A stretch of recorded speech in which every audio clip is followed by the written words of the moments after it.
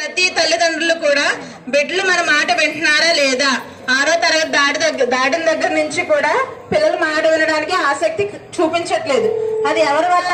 కేవలం తల్లి వల్లే. తండ్రి ఎప్పుడు కూడా బిడ్డలు పట్టించుకోవడానికి అంత వారికి అవకాశం ఉండదు. ఎందుకంటే ఆర్థికంగా వారి పనులు వారు ఉంటారు.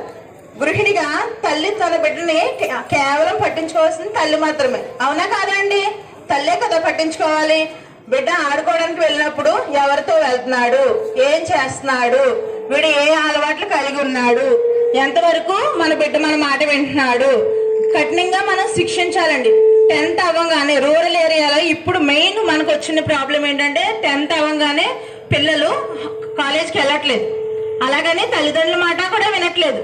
సెల్ పట్టుకుంటున్నారు, రోడ్ల మీద నిలబడుతున్నారు, నలుగురితో కలిసి గంజాయి, సిగరెట్లు. గంజాయి అని మనం డైరెక్ట్ గా చెప్పను నేను కూడా. ఎందుకంటే సిగరెట్స్ అలవాటు అవుతున్నాయా లేదా, అది ఎవరిది నిర్లక్ష్యం? కేవలం తల్లిదే. కేవలం తల్లి నిర్లక్ష్యం వల్లే బిడ్డ పాడైపోతున్నాడు కదా.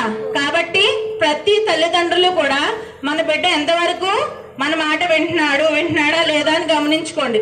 కొంచెం ఏదైనా అగ్రెసివ్ గా బిహేవ్ చేస్తే ఒకసారి మా నోటీస్ తీసుకురండి.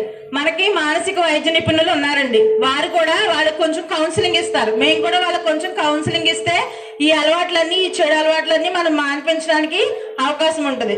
కాబట్టి ప్రతి తల్లిదండ్రులు కూడా పిల్లలు ఎంతసేపు ఫోన్ చూస్తున్నారు, ఎక్కడికి వెళ్తున్నారు, ఎవరితో వెళ్తున్నారు అవి కూడా పట్టించుకోవాలండి. సరేనండి?